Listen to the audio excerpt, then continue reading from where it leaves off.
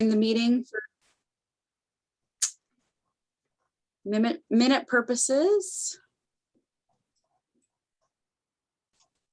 And I see Daniela here. Okay.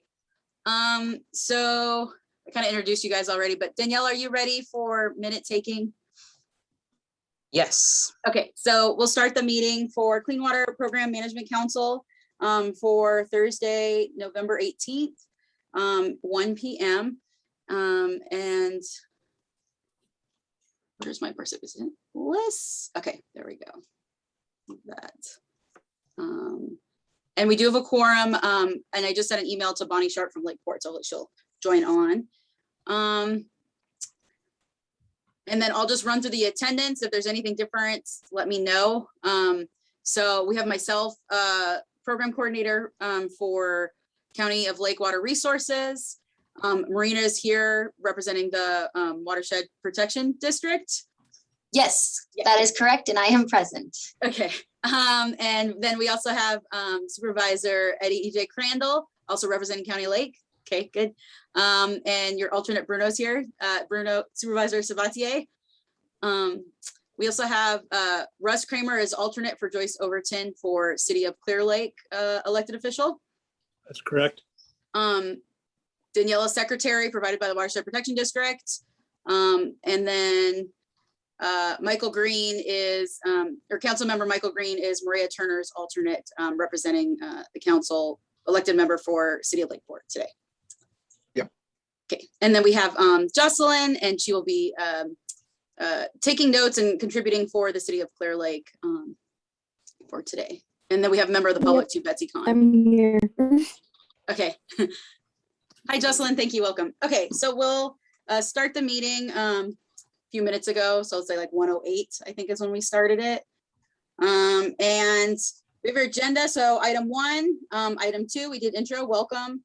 And screen change. These are some of the photos from our recent monitoring. So we had 2 monitoring days, October 25th, which was the atmospheric river, which was our first flush. And it was not fun having an atmospheric river be the first flush, but we got it handled.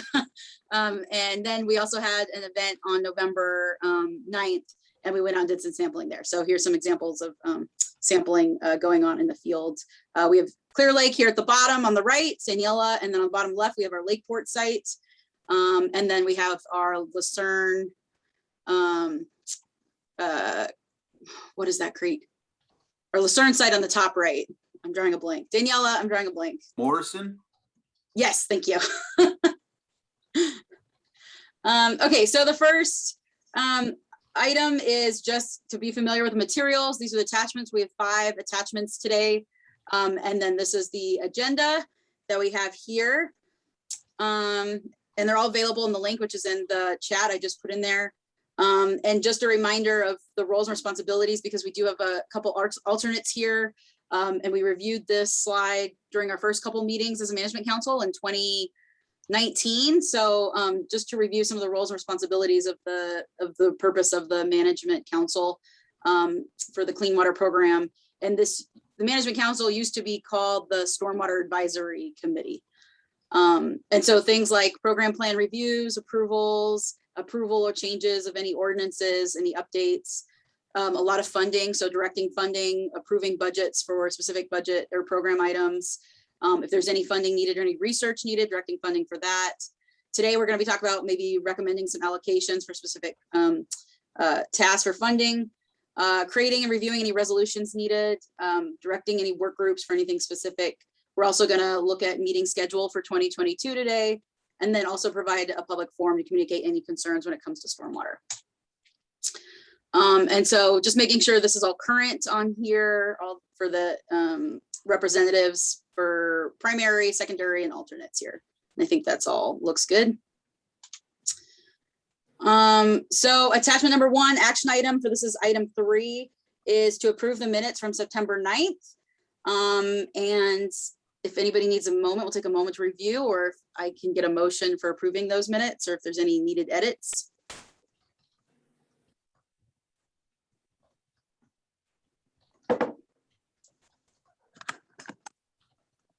I'll dive in. I'll move we approve the minutes as posted. I'll second. Thank you. Okay, so Michael Green made the motion, Russ seconded. All in favor? Aye. Aye. Aye. Any Aye. opposed? Nay.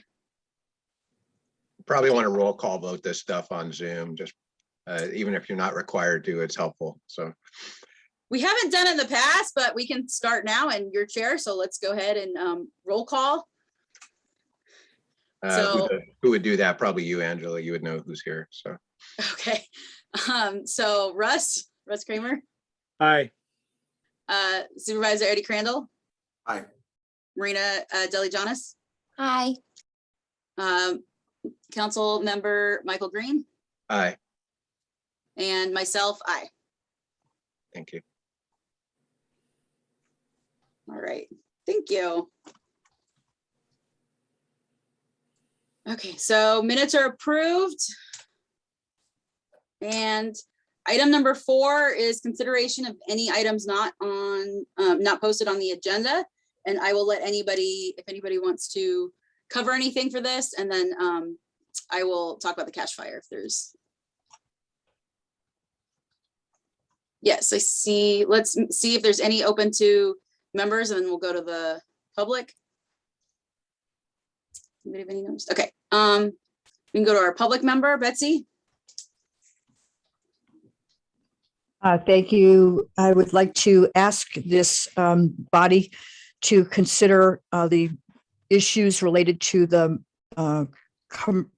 commercial cannabis early activation permitting process, which is becoming very, very prominent in the public's eye with the recent hearings, especially the one on Tuesday, and the impacts on groundwater, which are becoming of tremendous concern. And even though it might seem peripheral to the clean water program, the impacts on our groundwaters it can be seriously affecting everything in our program. So that I'm just calling that to your attention. Thank you. Thanks for that comment, Bonnie. And I'll just respond that we do have plans for our LID document to have an appendix in there that talks about stormwater impacts for cannabis particular grows. But that LID document is still in development, but it is something that the 2 cities in the county and the planning departments of those representatives did want to include for low impact development when it particularly comes to cannabis grows. Any other items not posted on the agenda? So I just wanted to show some images from the cache fire because we did have a storm and this was a prominent issue and has stormwater implications, particularly because the Cache Creek on one side is a jurisdiction for the city of Clear Lake and the other side is a MS4 jurisdiction for Lower Lake. So on the left here on the top is this is one of our stream sites that we are planning on sampling. This is our downstream. So this is basically downstream from the fire site on Cache Creek here. And you guys can see there's a drinking water intake there. So we're looking at this one. This was a site visit in September 2021. There was no flow, no water movement in comparison to our October 25th site visit, which is taken in the exact same spot here on the right top. And so you can get an idea of how much water came through for that atmospheric river. There was flow here, but it was going the other way. So there's actually way more runoff from the towns of Lower Lake and the city of Clear Lake. And that's common with the Grisby Riffle and with the lake being so low. And so we still did sampling and we informed the state water board because they're paying for some sampling analysis at the site. But I just wanted to show and share with you guys what that site looked like. Because we did the sampling the same time we did the MS4 sampling on that day. And then I did want to show just some examples of BMPs that are in place. So here on the left, this was a September BMP put in. We had a little rain event. It got like an inch of rain and you could see some collection here in the sandbags from the fire site before it was able to make its way down. This little road goes straight into the boat ramp there in the one of the in the mobile home area that got burned right there. And then the picture on the right is after that atmospheric river event. And after DWR came in and the state came in and put in some extra BMP, so you can see they doubled up on the sandbags and this type of wattle. And you can see it's actually collecting quite a bit. There's quite a bit here that if this material wasn't here, these BMPs, this would have ran off directly into, down the ramp. It's basically a channel cement pathway, directing that straight into the creek. So there's some BMPs out there that are doing their job. And this is good to see that they're holding back this sediment, this burn material, hopefully in enough time while all of the right of entries are being completed and they're doing the cleanups here. And I'll do another site visit to that site here maybe next week or the week after Thanksgiving, just to kind of see how it's going with some of the cleanup efforts and to see how after some of this rainier, colder, damp weather is kind of faring with some of these BMPs. The cleanup is actually moving along pretty well. Where did the water that was sitting behind those sandbags go? So the water either evaporates or it kind of percolates through this material very slowly. But the idea is that it captures all of the materials that run down from all those roads in the site. Okay. And you can see there's another BMP placed behind it. I saw that, yeah. Yeah, and there's less material collected there because it's only collecting material that flowed down from either By this that little one. wall or between this previous BMP, which is, Yeah. the idea is there's tiered along that road. When you look at the road, there's lots of tiered BMPs. So there's a bunch that are layered. So not one wall is taking all of the runoff and the sediments and whatever. They kind of share it a little bit. So there's a little bit less and less. There's a big incline there. So this whole area was built to channel water from where things are built into the creek. Like that's the way it was constructed. Yeah, no, I've been there. Yeah. What's the result of the monitoring then, Angela? We have some of the data back. Actually, we don't have data back because it's at a state lab. It's at a state lab for Babcock because it's being paid for by the state. So I don't have all the October 25th data. I have what we sampled for some of our lab and the probe data, but we don't have anything back yet from the November 9th. I plan on having our next management council meeting, having that data. And then I want to go to the city of Clear Lake and give you guys an update on that project to your council soon, but I do want to have some data to show. We always enjoy having you there. Yeah, and it will be useful because we're doing the MS4 monitoring now, which we have a site in Lower Lake, and then we have a site in the town of City of Clear Lake on Bayless Avenue. So we actually will have some of this like ambient condition. So what is the stream conditions like, outside of the fire area in the similar area? And we've never had that before. So stepping up this monitoring is going to be able to give us a lot of information on, what is the true impact of a fire or runoff in a particular area, especially that we have all these other sites with data, similar data comparison. So We were lucky. We were able to get OAS on the cleanup very, very quickly. yeah, Hopefully we're keeping it out of the creek.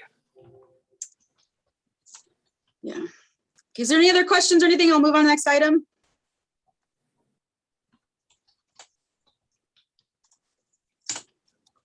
Okay, so item 5 is we're going to old business, and I wanted to talk about the acronym cheat sheet. So this is something that our previous secretary Cherish started, and then when she left, I kind of forgot about it. But I did have some requests, especially we have members of the public or new members to have this back. And so it is a living document, so we are going to add to it. But I thought this was helpful, and let me know if there's some acronym that I dropped today that we should put in there if there's a different format for this. But I just want to make sure this is available. And then also if there's any ideas about how best we can make this more accessible or available, unless I just keep it in the meeting materials every single meeting, which is totally fine to do that.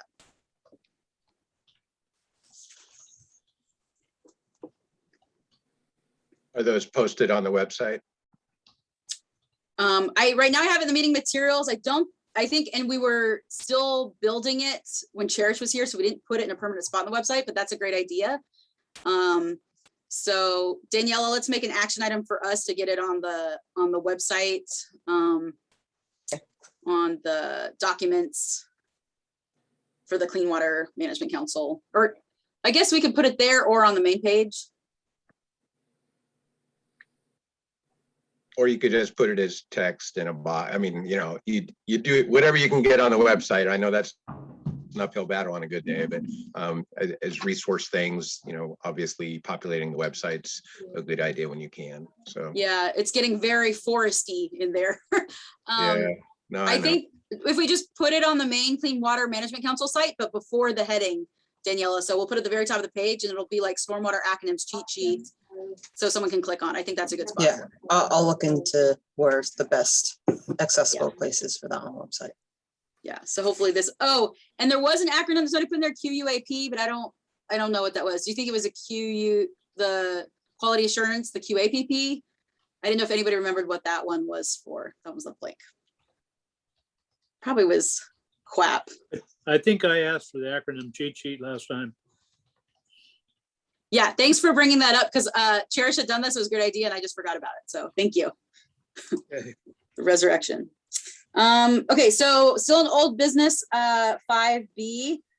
So status of reimbursement agreement. So for urban monitoring pyrethroid order, I did want to update you guys that the pyrethroid order, oh, well, that's item C. So I won't go to that yet. But we do have the Lake County Lakeport one completed and I'm waiting on Clear Lake. I think you guys have it'll be before the council and I was just waiting for the date from that. And if you need me to attend to answer any questions. So I don't know. Jocelyn, do you know if Kelsey told you the date for that or Dave? Maybe not. Or Jocelyn, maybe make a note to get a date from Dave. I think he was the one Dave Schwartz was the one that was putting that before the council. I mean, we did some of your monitoring already because it's important, especially with the context of the cache fire. But if there's too many more storm events, we just want to make sure that we get that done. And this is a photo of Kelsey Creek at the bridge, one of our monitoring sites during the atmospheric river. We got a lot of water, pretty full coming down here on the right. And this is more on the reimbursement agreements. And then I did want to talk about this is item C, actually, the extension. So we got an extension from the state for the pyrethroid monitoring to start in January. We were going back and forth with them on the quality assurance program or project plan. And then they had a bunch of staff turnover. So the two staff we've been working before with them, they're Sam and Daniel both left. So we didn't have anybody there to help review us and work through. And then we were just taking longer to get the QAPP to their expectations and their specifications. So we got an agreement to get that project actually extended. So we can sample anytime in January to March. And then our first flush sampling will actually be next fall in whenever the first flush event is in either September, October, November of 2022. So we'll be doing those pyrethroid order sampling for that whole year. So just FYI on that.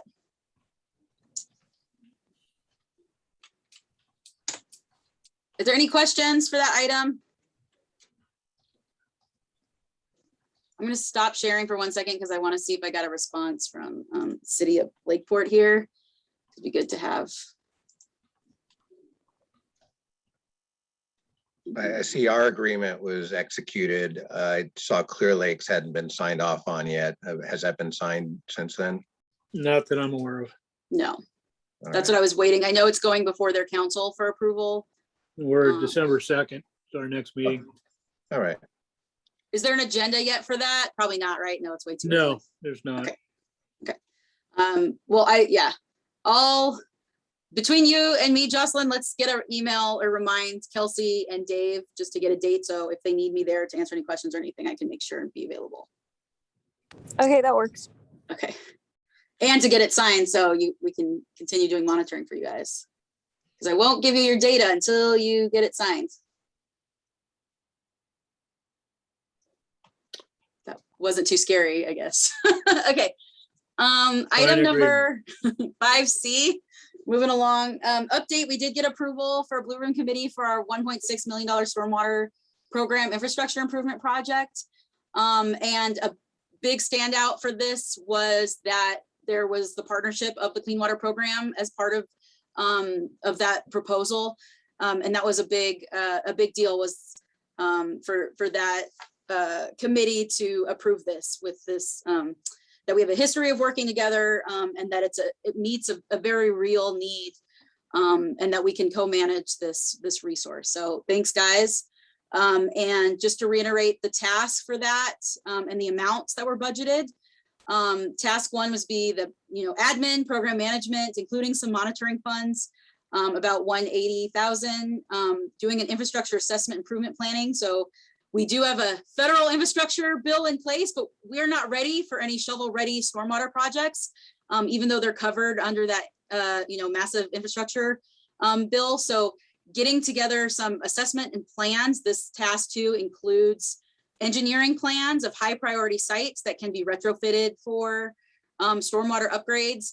Then maybe would set us up to apply for some of those federal funds, maybe in 2024, 2025, to get some of that built here. Otherwise, we're going to lose out on a lot of these opportunities of these funds because we don't have any plans in place for what to build and where. Task 3 is actually going through the policies and program reviews and adding improvements. So our ordinances are outdated. A lot of our procedures are outdated. A lot of the things we have in place to have authorities for enforcement is outdated. And so this 339,000 will really help to address all of that for all jurisdictions. And this would help with continuity too, to make sure that we all have kind of the same rules in place, as well as areas that may be outside of the MS4 jurisdiction, right? So all businesses are treated equal and stormwater considerations are all equal when we're looking at different parts of the county, and updated to have maximum benefit.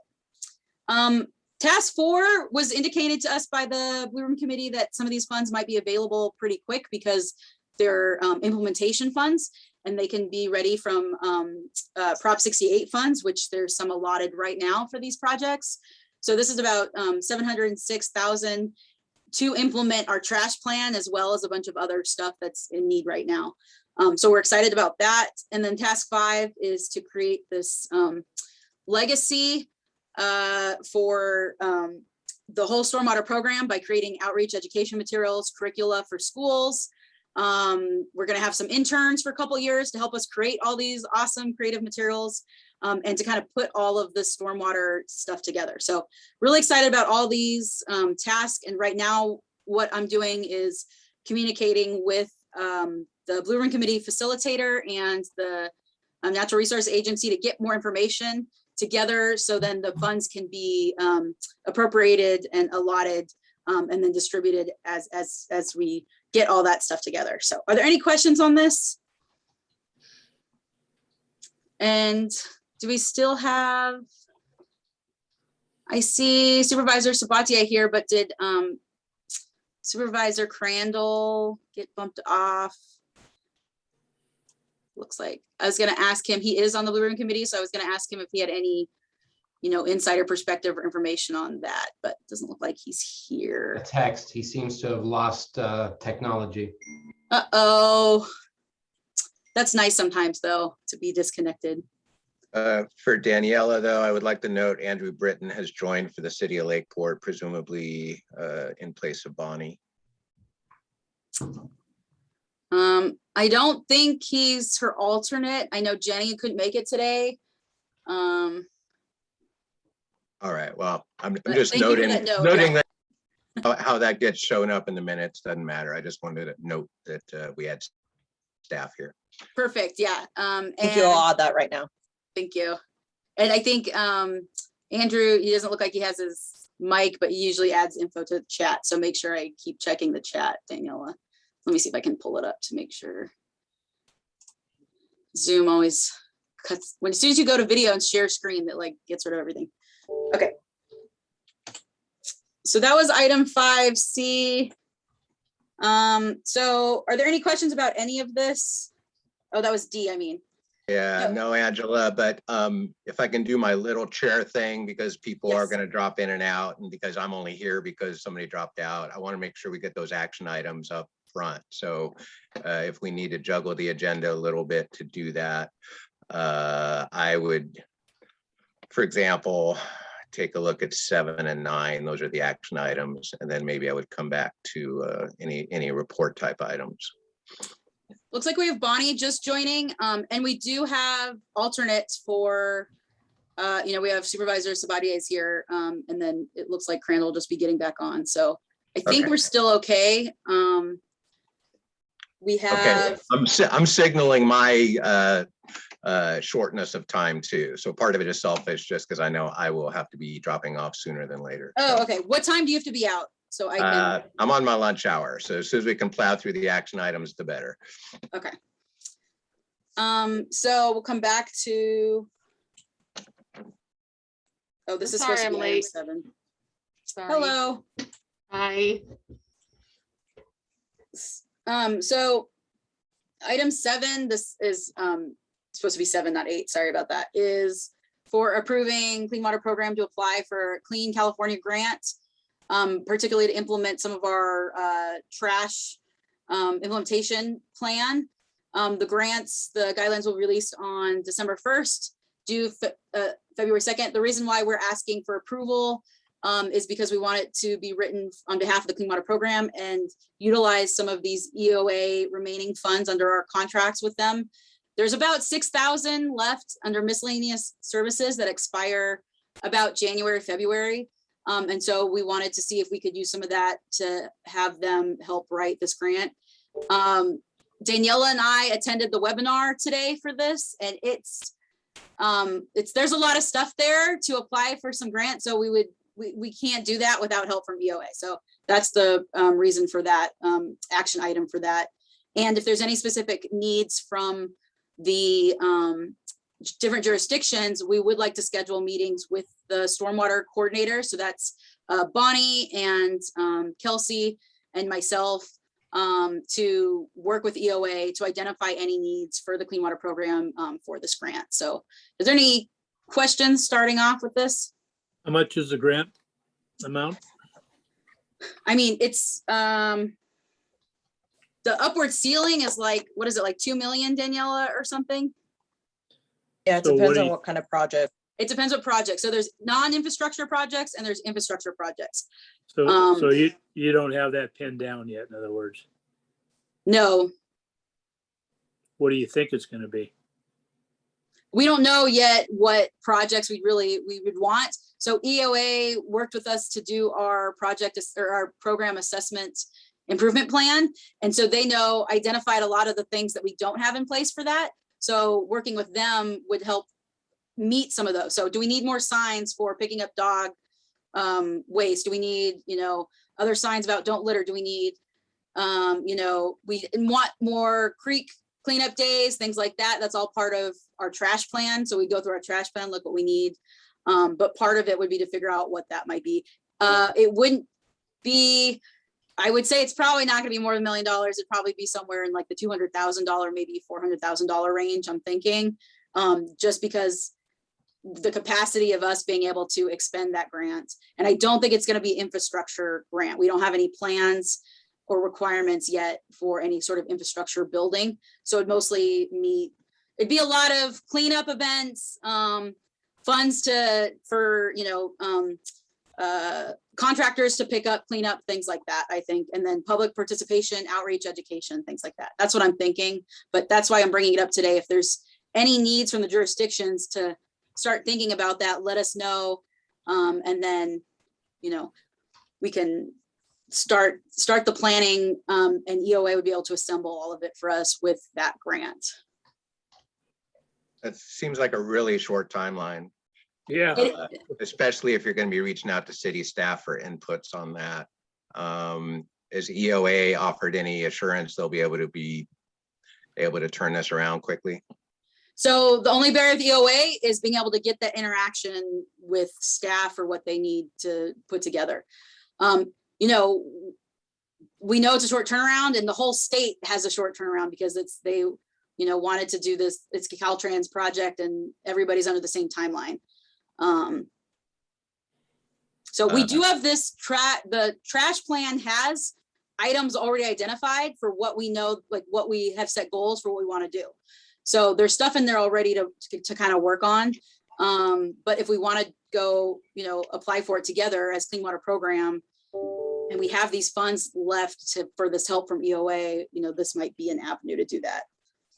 Okay, I don't see a recommended motion, but I guess it would be something along the lines of move to authorize CWP to contract with EOA to assist with writing the application for the Clean California grant, and also to authorize CWP and EOA to outreach to the member agencies to facilitate the writing of that grant application. Sounds something like that? Yeah. All right, I'm going to make that motion.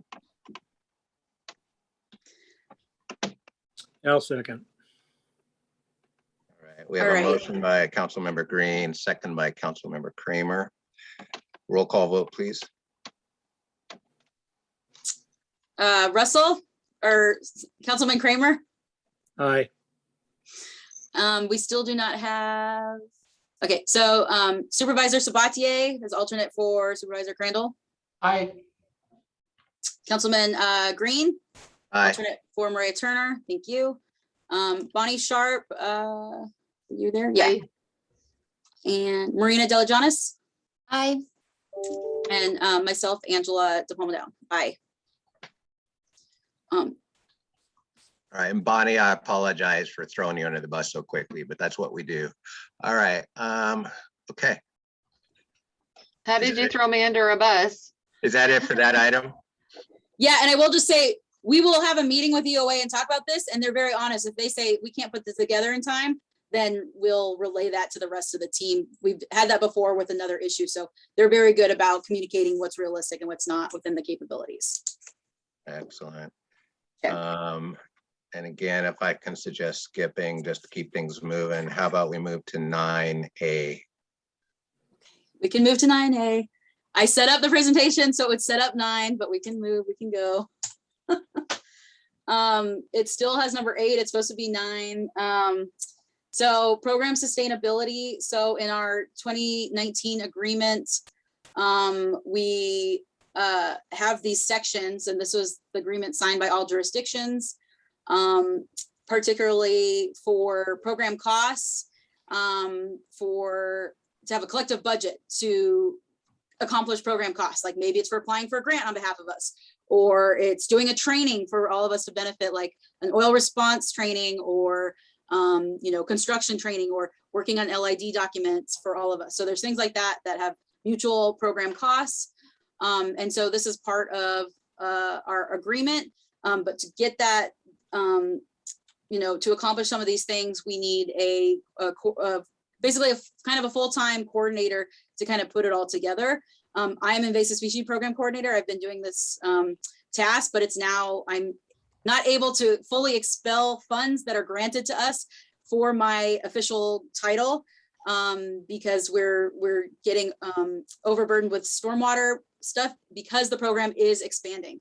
So as the program's getting bigger and we're accomplishing more, we're going to need more staff, and it makes sense to have a staff that can be shared among the Clean Water Program permit holders, so we can all have that benefit of this program like we're supposed to.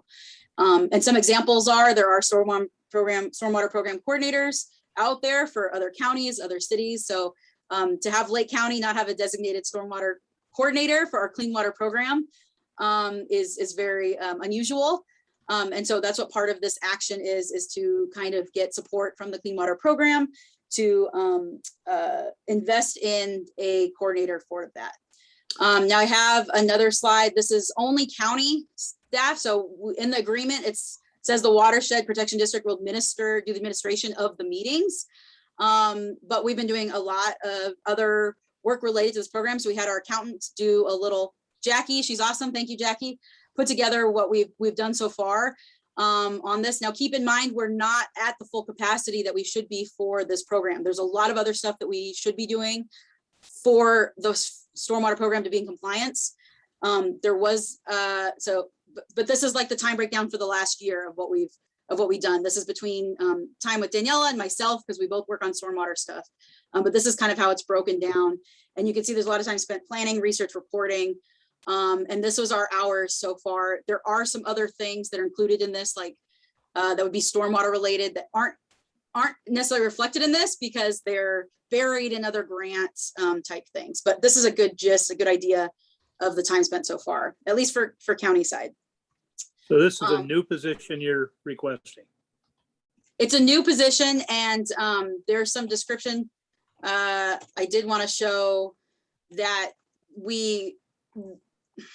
it's kind of hard to describe that but we just did our reporting for our permits, and these numbers reflect how much of our permit compliance we're reaching. So for the counties in blue, the city Lake Ports in green, city of Clear Lakes in orange. And so you can see under each permit requirement by the state, the fraction that we have completed. So if you look through all of these numbers, we have not reached compliance on all of these items. And we're in like the 7th year of this permit, and we have not reached any of the compliance. So we are short staff, but mostly it's a coordinating effort and the ability to get some of these things. And some of these things we're all missing across the board. So if I'm reading this right, program management, for instance, Clear Lake has done not any of their part. Yeah, and that's what City of Clear Lake reported on. So Okay. I included our report in the meeting materials. So it looks kind of like this, super boring.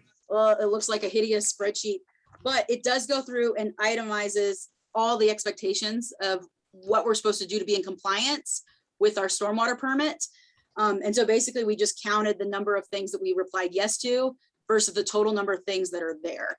So you can look and see under the program management what those items are that your jurisdiction claimed yes or no to.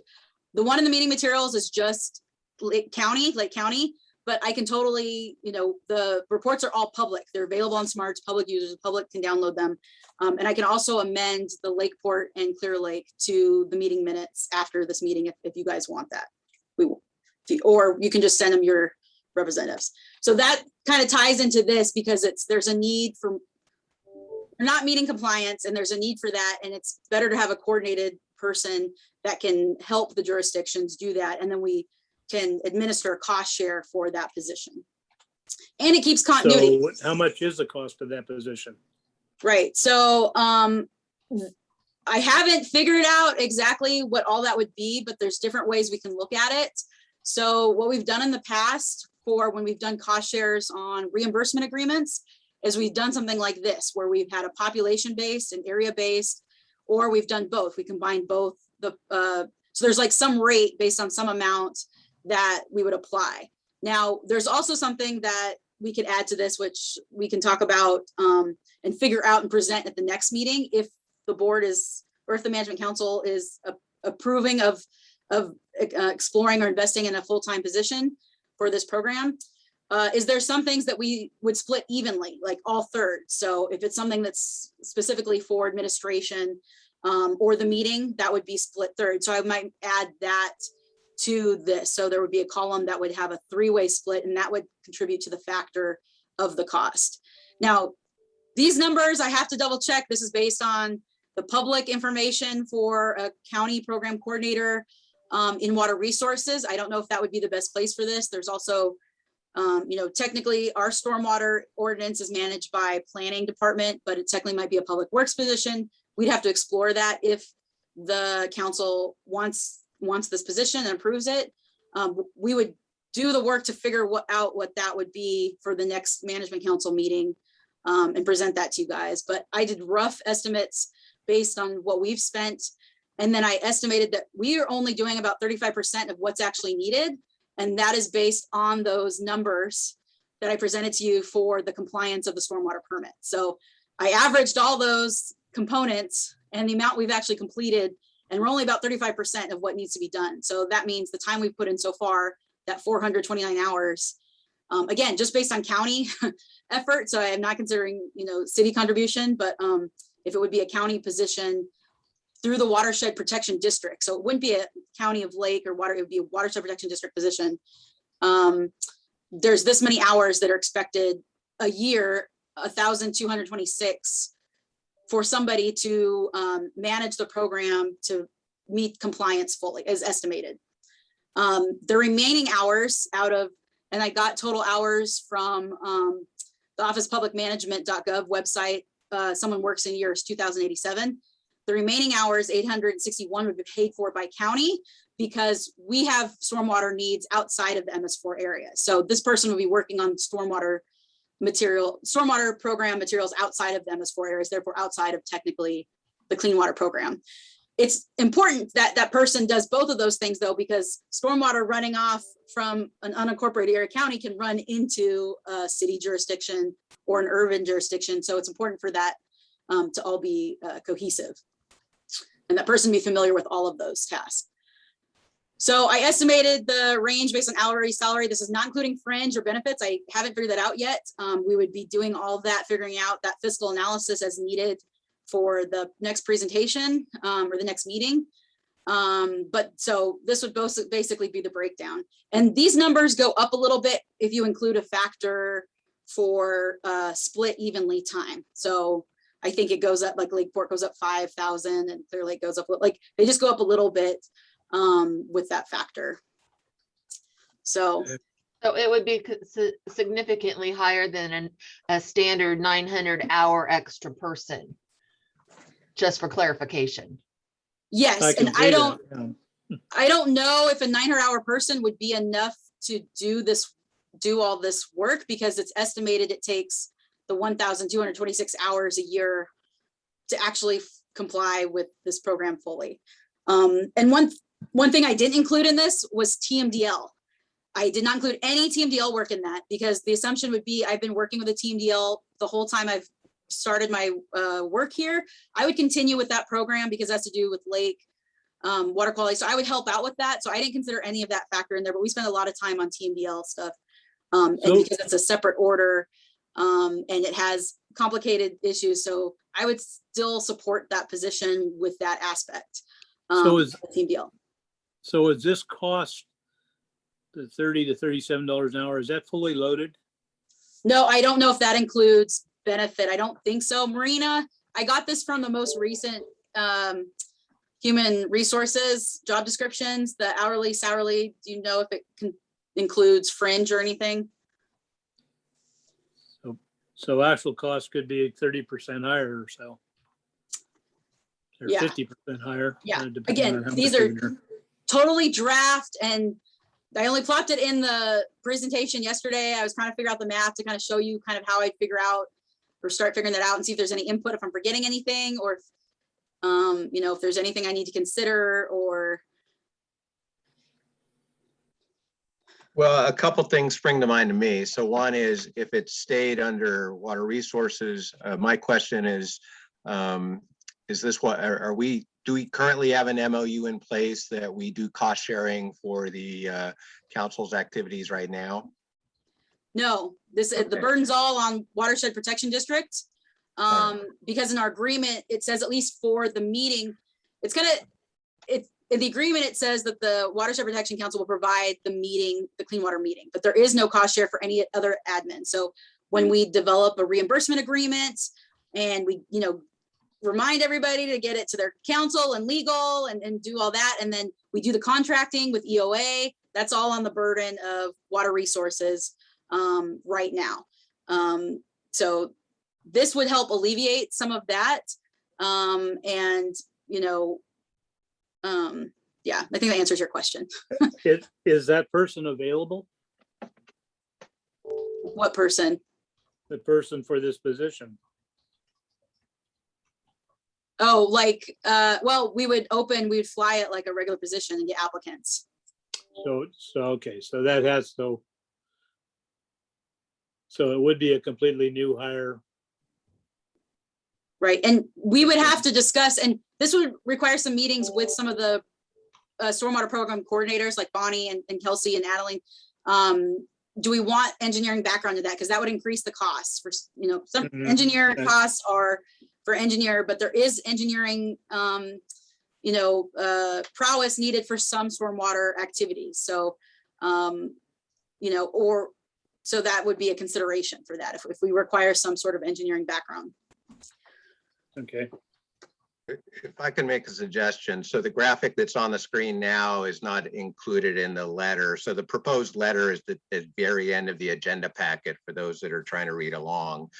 And And so I was stricken that it didn't have the level of detail you're showing on the screen there. And then there have been some good questions raised here about how to do it. For example, we might want to consider two 900-hour positions to kind of split the roles and responsibilities of the position.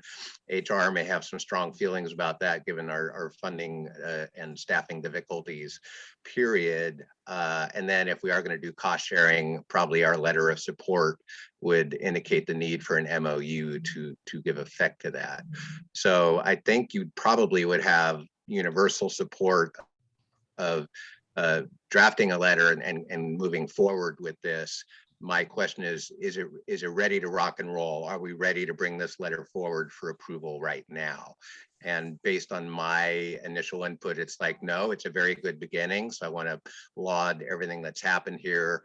But I do think you probably would need to talk with HR and fine tune that a little bit.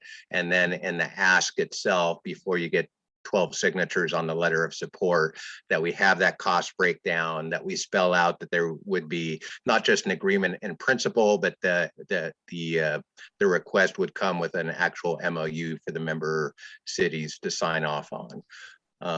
I'm not getting sticker shock off the top of my head, but I just think there needs to be a little more formality and a little more structure to the request. And I know time is short because you're shooting for fiscal year 2022, but I think you're going to have ultimately a much better chance of getting those signatures and getting the councils to agree to it if it has more information than we have right now. Does that make sense?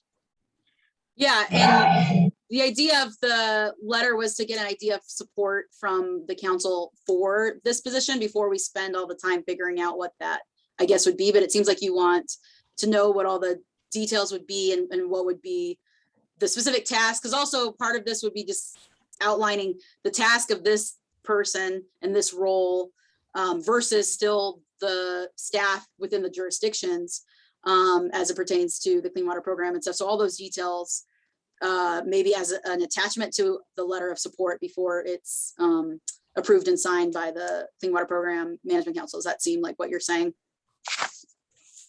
Or just even, we don't even need to necessarily go down all those rabbit holes for the letter of support, but you need to go down those rabbit holes at the county level, you know? So for example, you're right. And there's shared responsibility. And I don't want to do that if there's not going to be Yeah. approval or interest from the management council.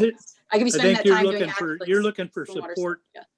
You're looking for support to pursue this position, not to approve the letter's final form. Is that Yeah, the correct? letter's a draft. It says draft on it. I wanted input. Is the content, is the intent approved, or yeah. what is needed to make this something you guys would approve, and then potentially have it be part of the budget adjustments for 2022. I think our comments probably give you that direction, what we need to. I think in my mind, I support the concept, but I need to see what the letter is, what the final form is going to be before signing it, and also have some of the questions we've asked. Obviously, I think, you know, Michael's suggestion of 2 900-hour workers might save us some on that on the loading of it, but if that's feasible. But I think those things need to be fleshed out and included, or at least some of it included in that letter.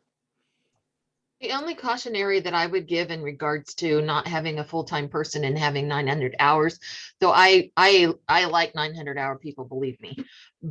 The issue is because this is such an intensive program, having somebody come in, it takes a while to get the gist of what is the expectation, where are we falling behind, and how do we move forward with that. I can tell you from coming into the city from the county and having absolutely nothing, no knowledge about stormwater at all, and having to take the entire program on, that it took me a few months just to get the whole concept, take some training, get an idea of what it was that was expected of me when that wasn't my essential role. And so by having a 900-hour person, that can limit the capabilities and the actual effectiveness of their ability to do the job. So I just would put that caveat out there. I'm not against having 900 hours. It saves, as you said, money, but I would also say just be cautious, because if it takes a couple of months for them to figure something out, that's already a ton of the 900 hours that gone. Yeah, those are good points, and that's the kind of information we really need to make the decision. I see Betsy has her hand up. Did you have a comment, Betsy? Yes, thank you, Mr. Chair. I have three comments. I'll be brief. First of all, when Angela mentioned that we've only accomplished about 35% of the requirements, that is not inconsequential. The next phase of the permit will be the punitive phase, where if we do not comply, they will start fining the county and fining all three municipalities. Those fines can be horrific. And so it might be worth keeping in mind what the cost would be to not have the kind of skills and authorizations in place to get this done. For those of you, the new members, Mr. Kramer and Mr. Green, the concept that the clean water program is only involved with the MS4, the small municipal separate storm sewer system, is not quite accurate. It covers everything that affects the water quality in the receiving water body, which is Clear Lake, and everything in the Upper Cache Creek Basin goes to the lake at some point. So that's 2 points. The third one is that the authority for coordination of this program lies with the district, which is a separate dependent district. It is not a department of the county, even though the county has failed to separately endow the district with its own authorities. That's why the Department of Water Resources provides the staffing for it, but it has never had an enabling ordinance that defines the roles and responsibilities of the district itself. So those are issues that color the discussion, and they don't quite get to the real scope of work. In Marin County and Napa County, they have full-time stormwater coordinator positions, and it is a hellacious job. Can guarantee you from working with all these folks through the California Stormwater Quality Association that it is a monstrous job. It really does need a very strong level of expertise. Thank you. Ms. Khan, is looking at the hours that are on this illustration, do you think that those are enough hours to do that are needed? Yeah, right where you're pointing now. So that's the 1,226 would be for clean water program. That's the MS4 responsibilities. And then the remainder 861, which would be paid for by the district, is for all those areas outside of the MS4 area. So. And I guess my question is, are those enough hours? From Betsy's comments, it sounds like it's at least in Marin and Napa, it sounded like she was implying they're spending a lot more hours in this task or in this position. Right, but they're doing the same thing. So their stormwater coordinator manages their MS4 area, so their urban areas that have their permits for the state, but then they also manage stormwater projects outside of those areas that are within the county. So it's a full-time position. And so that's what we're trying to get here, is a full-time position that would do similar work. I So think there's what one he's asking person is that adequate? Is that the hours that you placed on there, is that going to be adequate for that full-time person, or are they going to need more hours, is what he's asking. Am I right? That's exactly what I'm asking. Yeah. I don't know if Betsy wants to respond. We don't know. We've never, ever, ever been in compliance with our stormwater. We've never done everything fully. And we have water quality issues because of that. We have impaired water body, we have cyanobacterial blooms, we have like, we pay the price for never having been in compliance. So I have no idea. It actually should be a full-time position that's a part engineer, and then probably 2 techs that, you know, help out with public works. One's a public work tech, you know, and then somebody else that does technical mapping and monitoring. That's probably what it would really need, especially for a county that is named after water. But this is what I'm proposing for now, based on the data that we have and for what we've been able to accomplish with the staff that we've had now.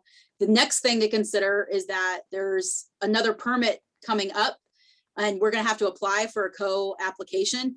And if we cannot, you know, afford the time as a district or as the county to be able to manage a program, you know, we have to have other conversations about the way that we're applying for a permit.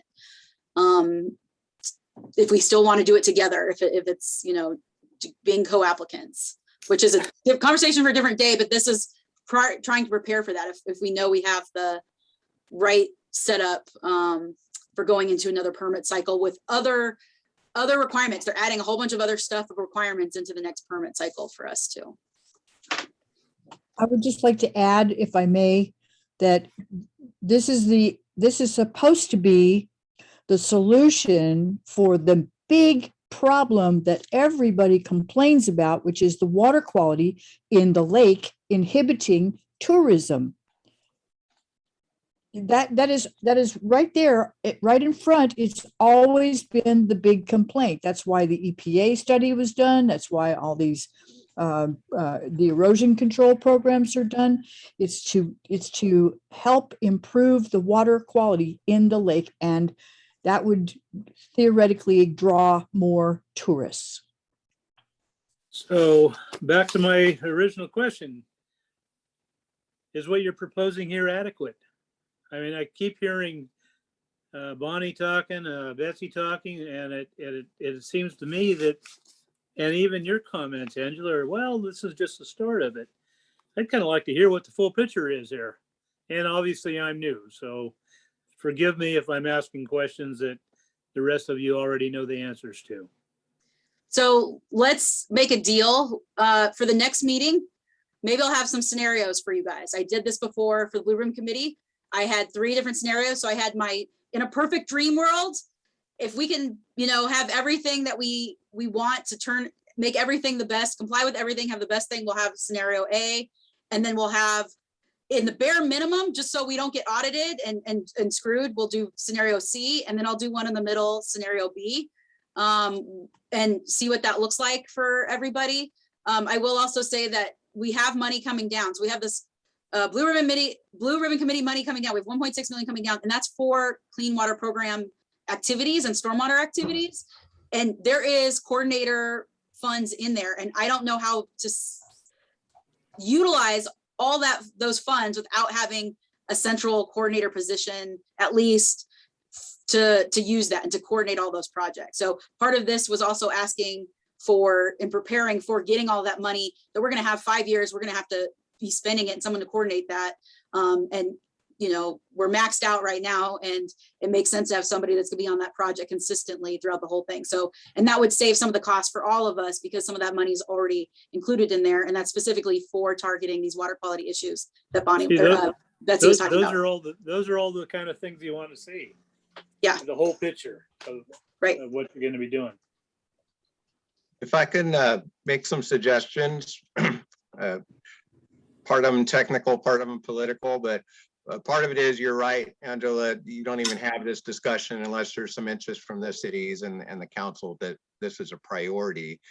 But looking at the structure of the letter and what they ask is, I do think the county will end up approving or not approving this position. So I think the initial ask, again, and I'm just focusing on the letter. So again, those playing along at home, the letter on the last 2 pages of the agenda packet. My suggestions, there's going to be 3 of them. One of them is that initially this letter be addressed just to the Director of Public Works for the County of Lake. we already have a council representative of the cities. All right, so so just for the purpose of this letter, I would take off both city managers at this point. Second, on the second page of that letter, in the the penultimate paragraph, by supporting this action, I would change that sentence. By supporting this action, the undersigned also recommend establishment of cost sharing agreements for this position so that joint management can benefit all parties. And then I would probably take out the last sentence of that paragraph about the drill down of general funding and county activities.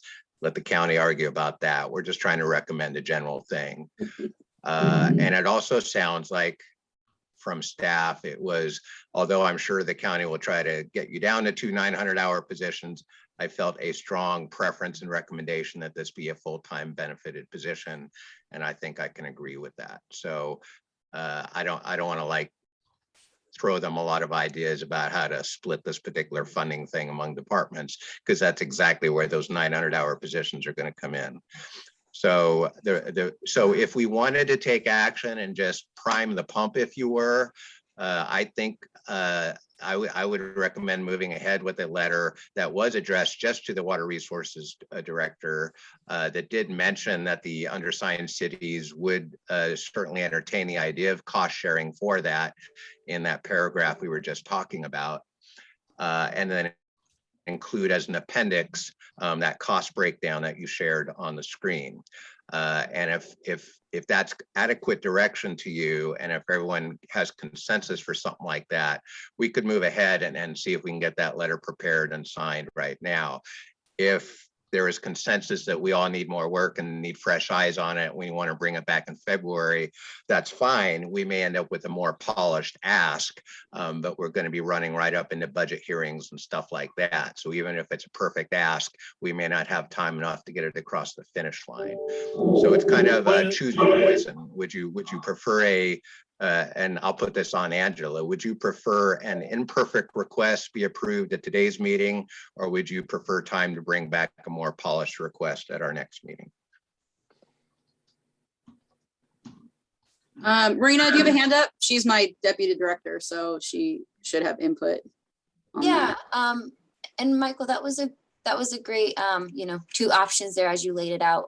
As I'm thinking of budget prep, I would prefer to at least have some sort of ask go before us sooner than later, so we can start planning for that and then work on polishing it down the road. I just don't want us to wait until February, because by then, we would have already developed the, mid-year budget, et cetera. So I would rather have something decided on today, whether it be not as squeaky clean as we would like, but something that we would be able to sign today and, move forward, then wait until February.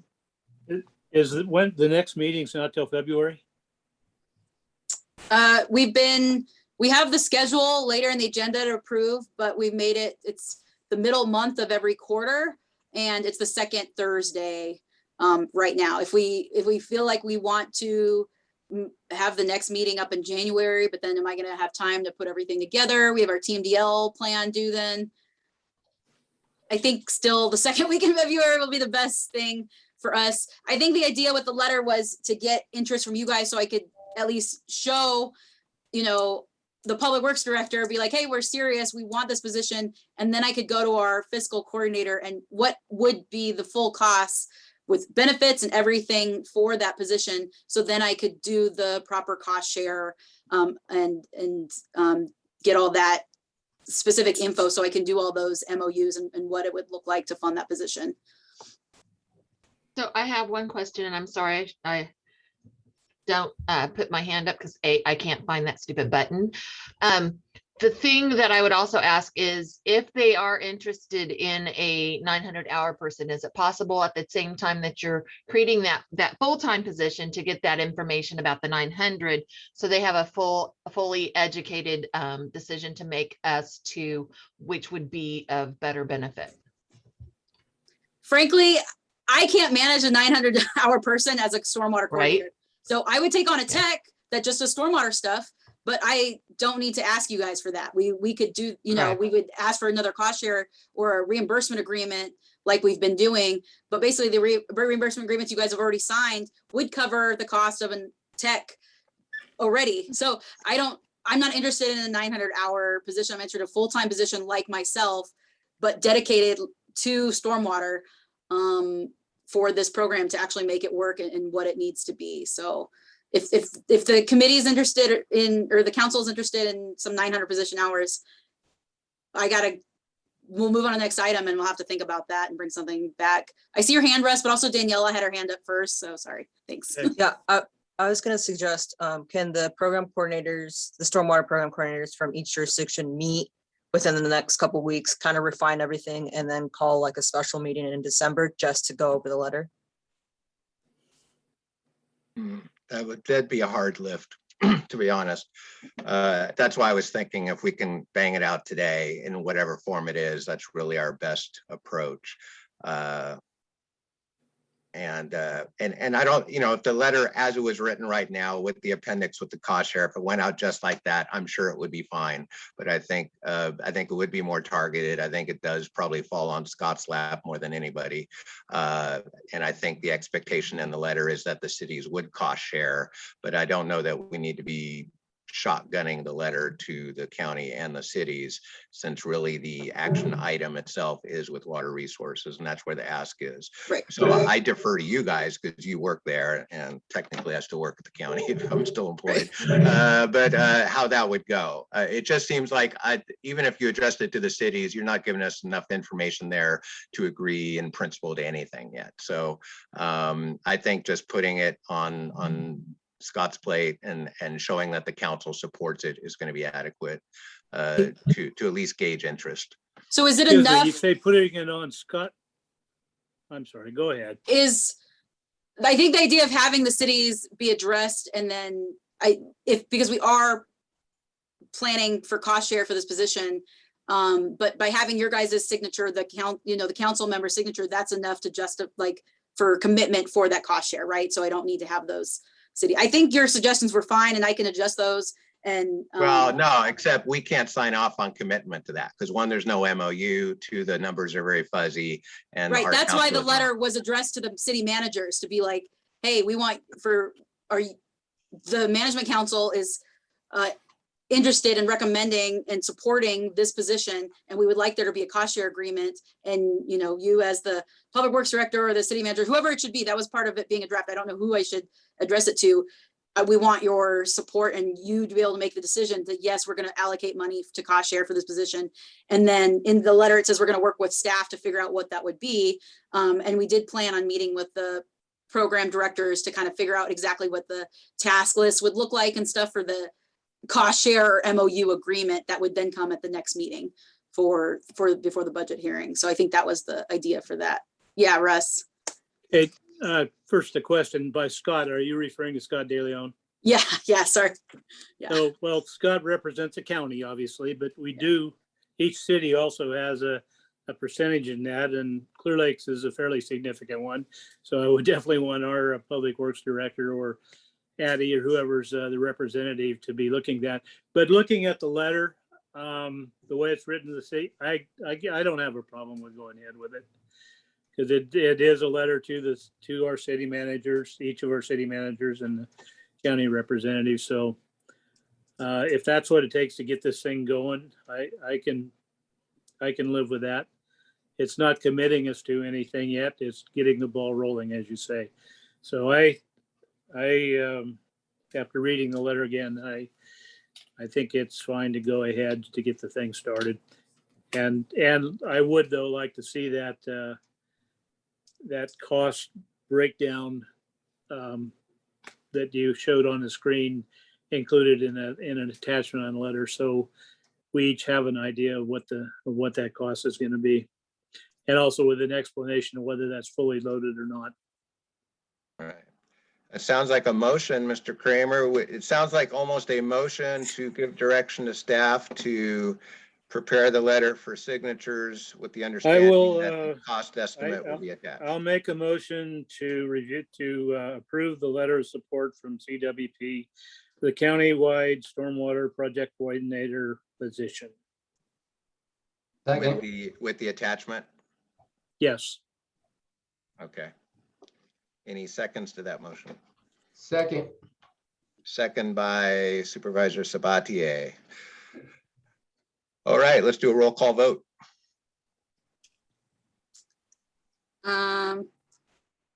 Councilperson Kramer, aye. Supervisor Sabatier, aye. good to see you.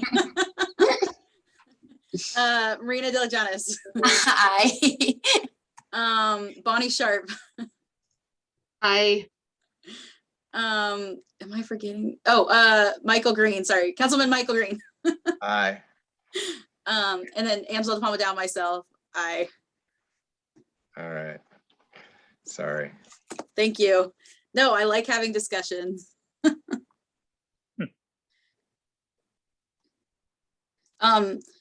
To reiterate, we're keeping the address to the same, or am I just giving it to Scott? Sorry, I should have asked this right before. No, I think it should go to The same, each of okay, the city. okay.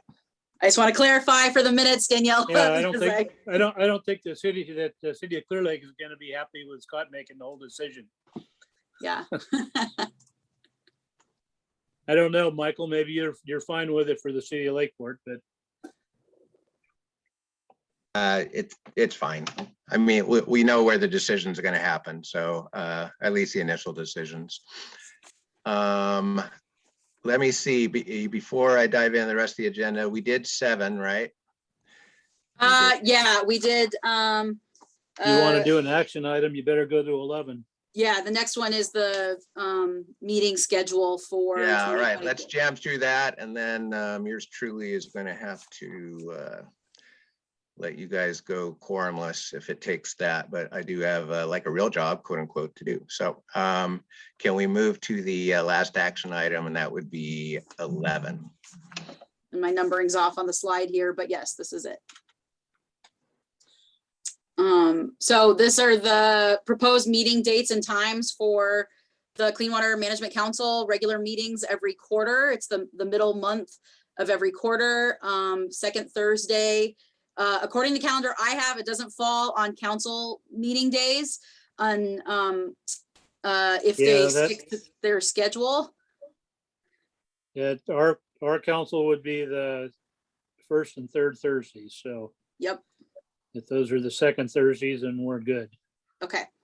And then we have it at, normally our meetings at 2 p.m. And usually they're about an hour and a half to 2 hours, so 2 to 4. But we just have the start times on here. So is that still okay times and second Thursdays? And are we, and if we approve this today, after we get off the meeting, I'll send out calendar invites to all of you for these dates and times. So they're already in the calendar, which I did not do last year and it was awful. I learned my lesson.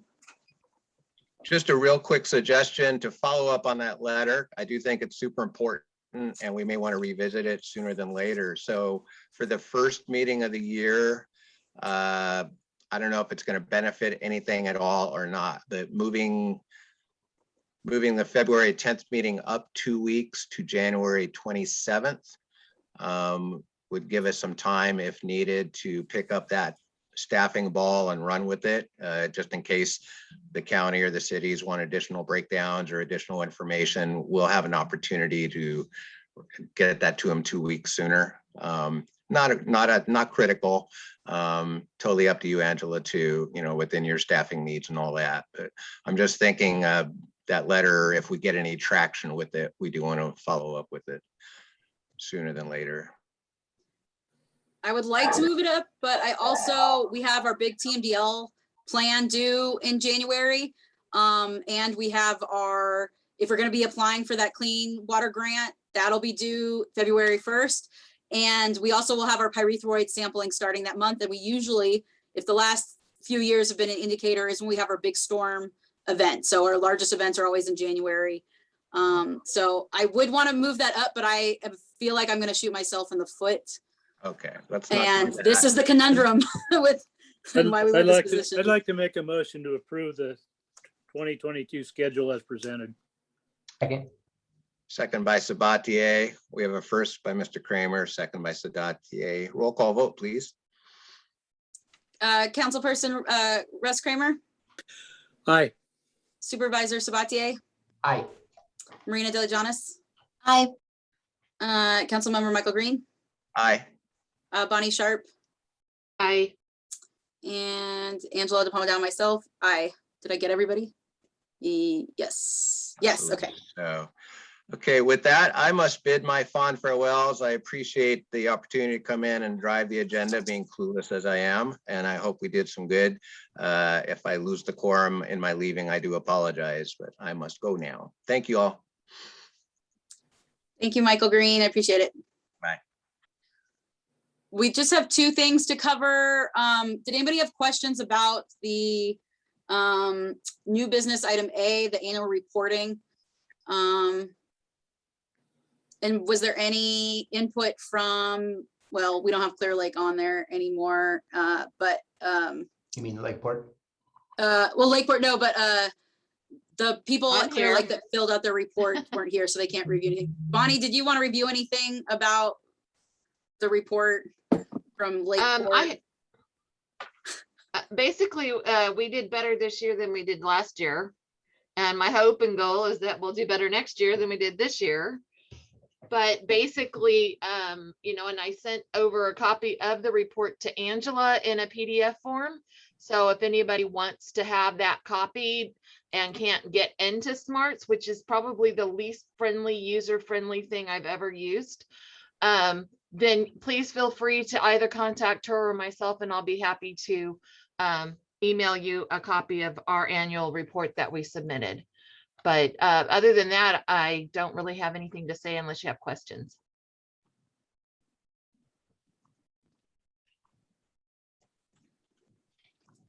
All right. The only thing I'll have is I did go through this with Scott DeLeon for the Public Works. So there are some things we have in our Public Works task. That's the Muni, pollution prevention, good housekeeping that we need to pick up on. We have way less than Lakeport or Clear Lake for what we do for that task. And then I am still trying to get help from our planning department for responses for their post-con. You can see we only have 3 things. So I gave them report, asked for input. I just don't know some of the stuff they do over there. So I'm still working on that. So that's the update for us at least. Okay. So I think that was the item that we kind of skipped. And then the next item I believe we're going to is work group status presentations. And so Bonnie, you want to talk about construction pecan? Sure. So again, I'm hoping that we'll do better this coming year than we did this past year. Unfortunately, some of our members have passed and some left their positions. So we are currently starting over again with some new people. And I'm really excited. I think that we're going to have a really good year coming up. One of the things, we just had our meeting on Tuesday. So that was 2 days ago. And I gave everyone what we considered the task list for this coming year. I told everyone, because we aren't meeting until January due to the holiday schedule and everyone else's schedules, that we will be meeting in January. Angela, do you remember the date? Because I don't remember it right off the top of my head. I have it on the next slide. Oh boy. Oh, is it? Okay. There we go. You guys have a Okay. meeting on the 13th at 10 a.m. Thank you. So basically, we just wrote out a list of items that we had found from other jurisdictions on how they use their work group the most effectively. And so I gave that to that attachment, and I think Angela has that as well, to review, and then to everybody prioritize that list so that when we came back in January, we could see what everyone felt was the most imperative for us to get out to the community. My goal is to include the construction community, our regular communities, as well as staff, so that we have a full rounded discussion and everyone gets educated in this area so that stormwater management is significant. I will say, after this last storm event, having gone out to the construction sites and reviewing the erosion control measures and their BMPs, that even with some of the issues that we did have in that storm event, it was significantly less than what it could have been. And so again, I think having that education, having that enforcement of making sure that these things are in place so the sediment doesn't get to the lake, it really is a good thing. And the more public knowledge and public involvement will make it a success. And that's pretty much my spiel. Thanks, Bonnie. Were there any questions for Bonnie? We have a question from the public, Betsy.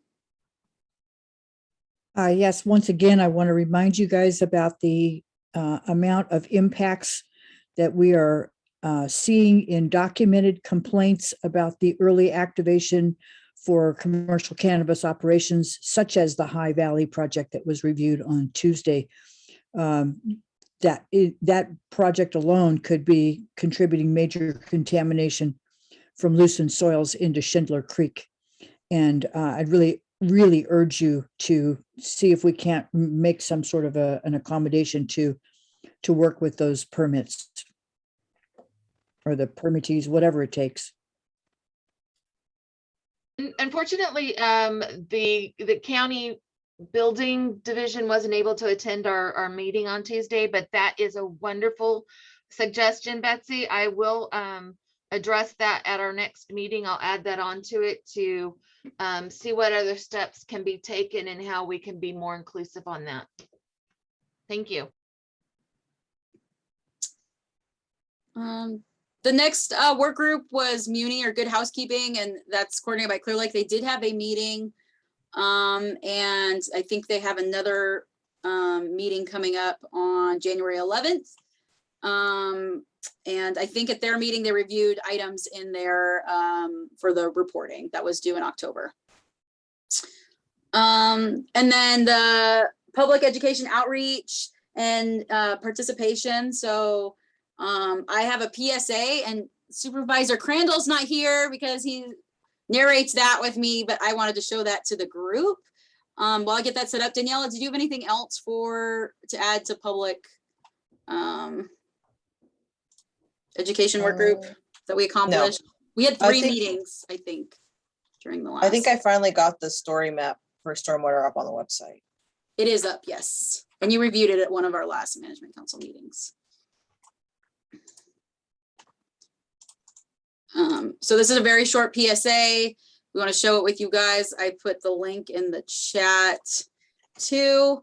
And we're gonna, once we get you guys to review it, we're gonna just start distributing that.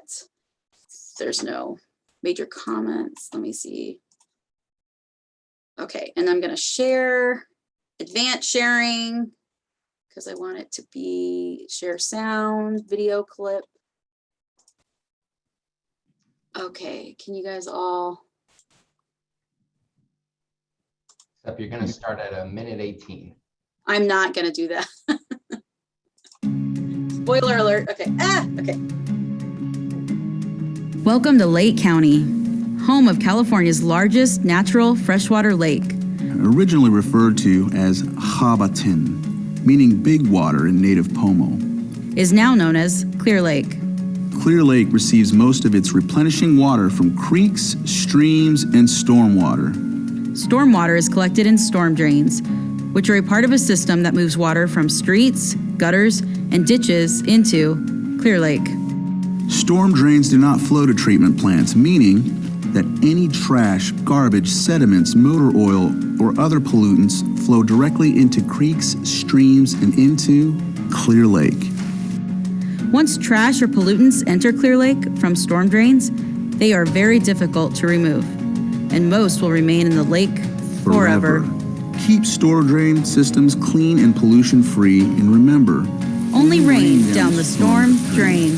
If you have questions about stormwater, you can call us at Water Resources, 707-263-2344. Or visit us at our website.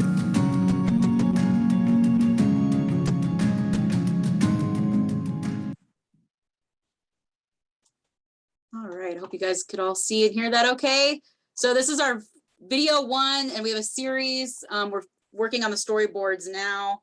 And so that's the first one we have in about, I think we have 4 kind of planned out, Daniela. So we'll have one on trash, and then what you can do to clean up and keep pollutants and stuff out of stormwater. So let's see. So I would just add that Angela is a frequent guest on our Sunday broadcast on KPFZ, where I have a 2-hour program addressing all of the environmental issues related to disasters here.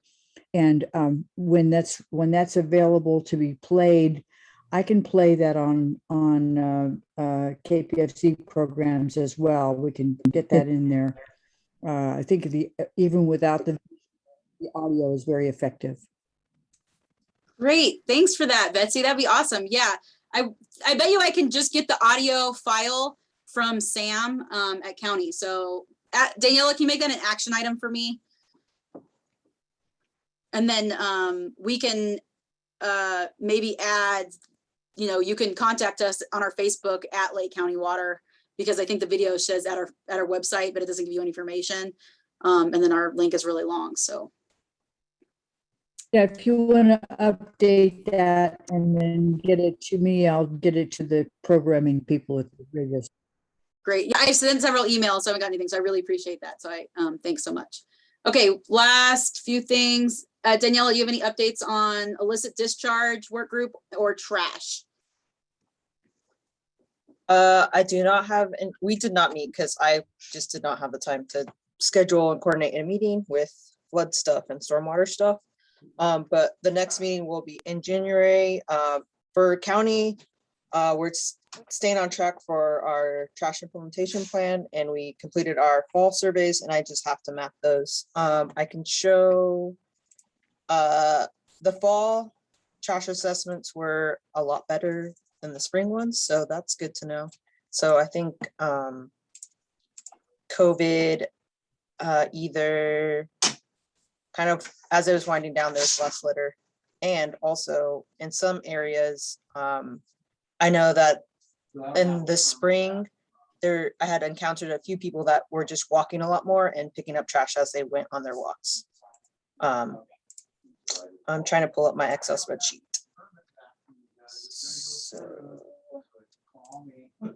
Yeah, one of the questions I asked today at the webinar for the clean program, or the Caltrans Clean California, was if we could get funds from this grant program to do local incentive-based events. So like if the Boy Scouts troop wanted to do a creek cleanup, or if a Rotary Club wanted to generate some money and organize a cleanup, if we could issue those like small grants, I think that would be really helpful for getting people started, and that maybe wouldn't ordinarily participate in some of these events. And that would help with our trash plan. So I'm hoping to hear back from them about that. Yeah, can you guys see my screen okay? It's the tent. Angela? Oh. Yeah. In Clear Lake, we have citizens for a clean Clear Lake. How'd that go? I forget the acronym, but at any rate, they do a tremendous amount of trash cleanup, including the removal of, Bruno, help me out here. How many tires were piled up that came out of the lake? It's in the hundreds. Yeah. Yeah. So they've been doing a great job in and around the city of Clear Lake. And if we could get them some help from a grant, that would be great. Yeah, so that's the kind of things I was saying that I want to work with the program coordinators in the jurisdiction. So they, and actually I know Barbara Kresowitzer, who organizes that Barbara group. Right. So if they want specific events in their jurisdiction and they have partnerships with certain organizations, that all can fit in the grant, and we can have EOA just take the information and put it all in there. So yeah. Have you talked with Barbara? She is one of our site leaders for our coastal cleanup day. So whenever we have those, yeah. So we have her contact and stuff. But it's within the jurisdiction of Clear Lake. So we want to make sure that they for them to get credit for the removal and be able to facilitate that. I think they do work in Lower Lake though too, right? I think so. Yeah. Even Yeah, in she might- Sulphur Bank Road as well, which is outside of the city limits. Yeah. Yeah. They swing a pretty wide loop. She's actually done outreach to the municipal advisory council in all different parts of the county. Yeah. Yeah. So that'd be great. Yeah, they're a great organization. Okay, so these are trash levels, Daniela. Yes, for county MS4 areas. And so these are just like the percentages. So in the spring, we had a lot more highs and very highs, and they came down this fall in the moderate. And this was after I went out on the 29th and the 1st. So this was like after our last rain event that we had. Oh yeah, Not they all like got washed directly. in. All the trash got washed into the lake from the atmospheric river. Yeah, from that first one, exactly. There was a So, lot of trash out there. It was really sad. Yeah. Okay, that's all I have for that. thanks. And you'll have the next meeting for those in January or February. There's a couple meetings already in January. So the next work group meeting for the PIP will be November 30th. And then PCON January 13th, Muni January 11th. And then illicit discharge trash will be to be determined. So I think that's it on the work group. Oh, our PEEP work group is done. So I think we're at public comment and then we're pretty much done here. If there's any additional comments or anything from today's meeting.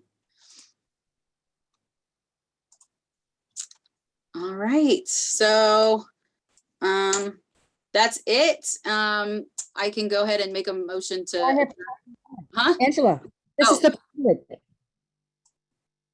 I raised my hand. Oh, I don't see it. I'm Pardon me sorry. for interrupting. I'm sorry, I didn't see it. Go ahead. That's okay. That's okay.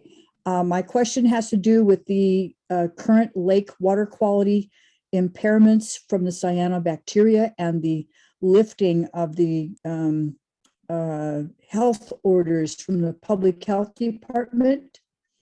I would just like to ask if you could tell us what just briefly whether there is still a danger level and we should still be monitoring that. There's no danger levels in the areas where the advisories were, but there are still above caution levels. And I believe the advisory contained information for how folks can flush out their private systems and recommendations for maintenancing before they turn them on and use them again, because there could be still some of the old water in the system that could still have some health hazard impacts. So I was not, because it was that advisory was lifting was with the public health officer and the water purveyors and Big Valley that's doing that monitoring. I was not part of that, but the advisory does have those recommendations for those folks to clean out their system. And I have talked to several folks that have called asking about the details of that lifting. And I've relayed the same exact information, is that before they use their private intake systems again, they should get it maintenanced and get it completely flushed out. Thank you. Mm-hmm. Any other questions, comments? Before we wrap it up and adjourn for today. Thank you guys very much for coming today and for participating. And I can make a motion to adjourn. I'd like to make a motion to adjourn. Okay, I can second that. Do we need a roll? Oh, we can't take action anyways, but we'll adjourn. Aye. Yes, we all agree. Okay. Thank you guys. Have a very good afternoon. Happy Thanksgiving. Bye, Thank you, everybody. everyone. Bye.